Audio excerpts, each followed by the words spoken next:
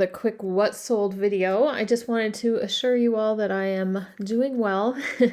It's been about like a week and a half since the surgery, I would say, and so I'm still recovering, still resting, trying to be productive in different ways, and I figured a quick what sold video is something I could handle today. No camera, sorry. I didn't feel like getting presentable. You guys know how it is when you're home for 2 weeks. Okay, so this is the first week of February. I've just decided to kind of fast forward in my what sold videos and kind of catch up to where we're at currently. So the first week of February, this is actually the week of the surgery, so it's a little bit smaller, which is to be expected, but there were still a few interesting things that I thought I would share. So first off is this Pampered Chef tool. You know, a lot of times if it's kind of an interesting looking little gadget, I'll double check it and look it up. This one I think I got at a yard sale or something because I found it. We were kind of doing some digging in the garage and came across some things that we, had kind of just gotten stashed away. And I saw this, I thought, oh, that's an easy list. And it sold within a couple of weeks. It's called a magic mop. And so if you look at this picture, when you take the little cover down or off or whatever, it's like it looks like a basting brush, but apparently it's kind of sops up grease or something like that. It sold for the full asking price of $30. So I was kind of happy about that. Next up is a pair of Vans, and they are men's, and they were just so unusual. I don't think my return on investment was super great on these. They ended up selling for $25, but like in a day or something. And I picked them up. They're kind of like Crocs, but Vans shaped. So I just had never seen rubber Vans before, and I just thought, oh, let's just try it. I probably paid like $8 or something like that, but so not the greatest return on investment, but it's okay. When things sell quickly, that's always a bonus. Next up is this. Okay, so this is kind of interesting. I had debated on picking this up, but I'm glad I ended up doing it. So this is what kind of it looked like at the store. It was all taped together. And I have sold these little taper candle holders before. This one is not Dansk, but it's very Dansk-esque. Okay, it's probably by a company called Vogue. I had sold these before and they had done okay. Of course, a Dansk one would do a lot better. The candles were from Hallmark, the Nordic collection, and it was $2 for both pieces at the thrift store. So I think they had them priced for $4, and we were there on half price day. I passed on it one day when I was there, maybe when it was the 4. And then I was there with Mr. Pish Posh. I showed him. I said, it's $2. What do you think? And he's like, yeah, let's go for it. So it sold full asking price of, I believe it was, full asking price of $25 for these. And the buyer was totally happy. She was excited. She left really good feedback on that. Okay, next up is a pair of suspenders. Suspenders are kind of becoming our little favorite, like, under the radar accessory that we like to sell, especially if you can find them that are paisley. Vintage does pretty well. We've sold both the clip and these leather kind of button ones.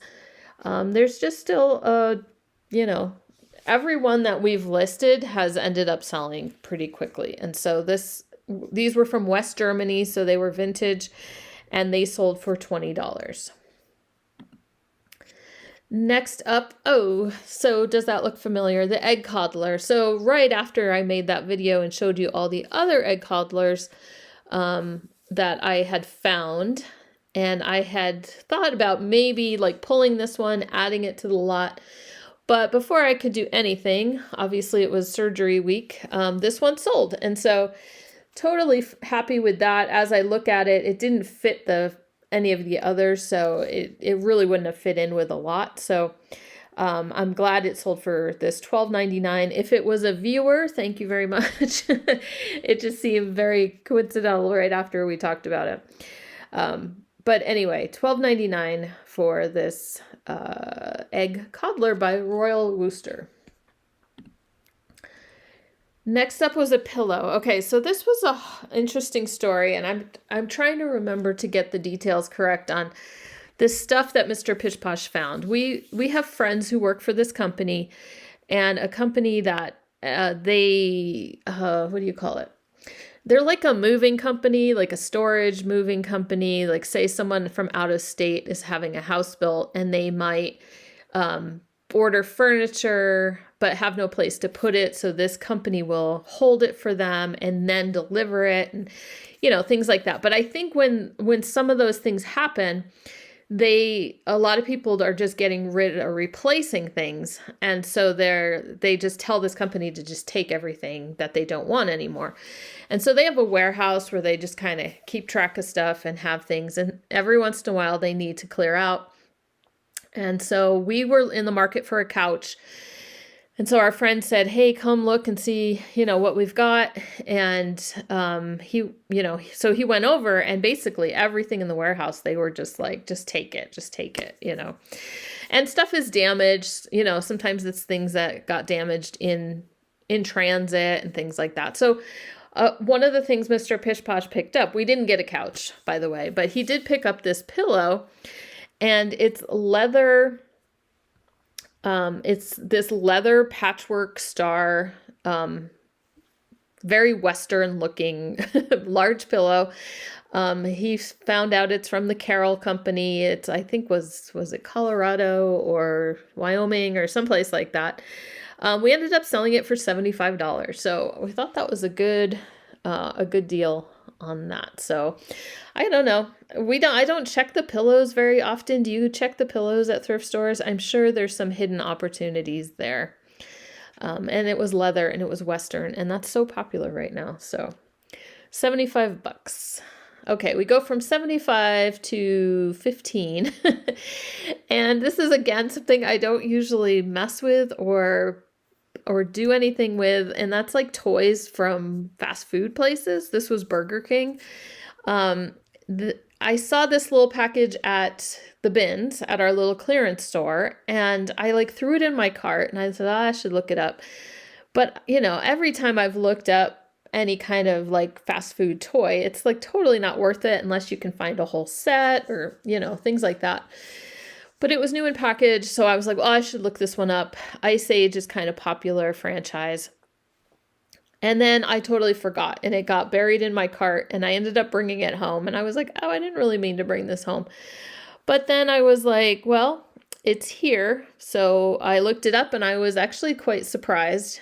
It's Ellie, and she's got a couple combs. It's not the basic one. Still in its package. There were sold somewhere in there, $12, something like that. So I listed it for $14.99, and it sold for the full asking price of $14.99. Okay, this next one is a love-hate relationship I have with yarn. I keep buying it thinking I can sell it, but then I can't sell it. So I will admit, it's not even that I don't list it. Some of my little niches that I love to pick up, like fabric, like we've talked about in the past.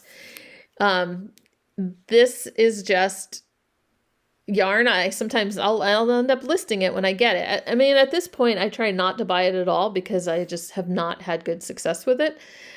This was cotton yarn. I know it's not the best, type of material, but anyway, I thought the texture was interesting, and it finally sold for $15.99 for the little lot of 3. Cufflinks, again, something that's a little bit harder to sell these days, but these were listed for quite a while, and they were marked BAB, which is Baloo. They're gold filled, which is not gold. But anyway, they Moon Glow is kind of a popular thing, and I feel like we had them listed once, and then they got delisted somewhere along the line. They got listed again.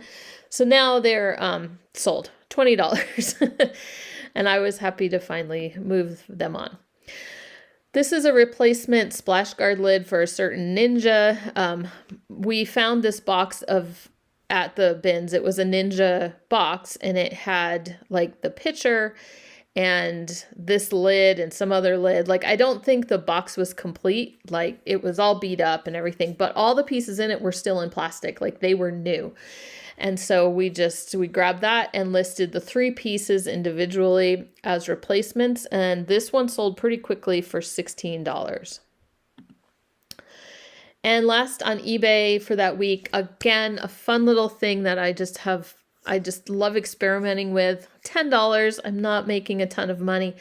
But again, at the bins, at our clearance store, I had picked up some patterns and some little crafty type things. And there was an envelope full of all sorts of papers that like went along with this woman's crafting set, right? Or all her stuff. And the whole thing had just gotten donated. And so I ended up looking through it, and out of that, I salvaged this rug making instruction booklet by Shillcraft, and also a couple, there was a guarantee of quality that was the back of the book.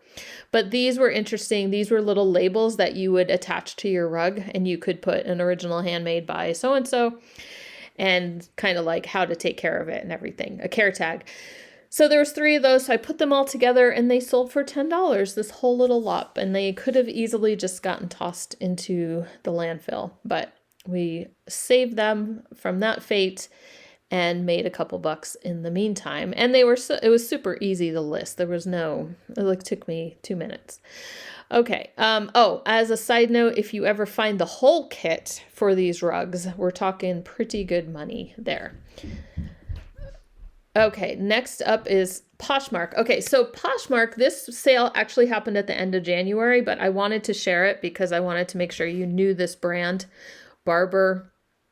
It seems to be a very preppy kind of equestrian brand. I've sold a couple pieces, but I did pick up this vest. I think I only paid, it was on a day, like I bought it really recently, and it was on a day that I had picked up, was at a thrift store in the kind of the ritzier part of town, and clothing was half off. And so I ended up finding this. This was on a cart that was about a rack that was about to be put out. I think it was $15, and so I got it for like $7.50, and it ended up selling for $60 on Poshmark within like a couple days. And another jacket on Poshmark was the Sam Edelman, not one I recommend picking up. I just had never seen a jacket before, and it was leather or faux leather, and this Sherpa, I just thought it had an interesting look, asymmetrical and everything. It's probably been listed about a year in my store, and it finally sold for $35. Here's another bins find. Sometimes I can find really good shoes at the bins in really good condition. These were Rebecca Minkoff. I got $35 for them, but considering I probably paid less than $2 for the pair, I'm happy with that. And then another item, you never know what's going to sell on Poshmark. And I don't even remember where this came from. I don't know if I picked it up, if Mr. Pish Posh picked it up, or if it was part of some other lot that we got or something, but it was a fairly good size caddy for threads and notions and things like that. And finally, we got a $22 offer on Poshmark, and we took it. And then Tilly, one of my favorite hat brands to find. I'll show you the bottom. Inside the hat, it's got all this information and everything. This one was... let's see, Tilly Endurables. This one was not it had some staining and everything like that, but it sold for $28. Let's hop over to Etsy and talk about Bjorn Windblad. Now, they've changed the look of the Etsy listing, it seems like. I'm just seeing that. $25. This is a wall plaque, and I had picked up maybe like 6 or 7 of these one day, and there was a time when Bjorn Windblad things would just fly. They would just fly. So I had these listed on Ruby Lane. I don't think any of them sold. I have them on eBay, kind of getting a little bit of attention, but finally some of the Bjorn Wimblad stuff I have is moving on Etsy, which is the original, place you could always sell Windblad stuff. So this whole series was like a romance series. It tells the story of a relationship with this couple. And this was March. This was the wedding one. It goes through them having a kid and everything like that. So I only had like 6 or 7 of the months. And they weren't in they weren't in consecutive order. So I, made in Denmark, if you have the whole set, you can do a lot better, but I just thought for replacements, this would work, or like little gifts for people, which could be what this is, like a wedding gift. And, $25, finally moved one. Sold some utensils on Etsy as well. These kitchen utensils with a vegetable theme. I don't think they had a maker's name on them. And then a fun mug sale for $30 as well. One of my $30 for me is an awesome price. I knew I could get it. Ufta. I've sold some other Bergquist Imports type items.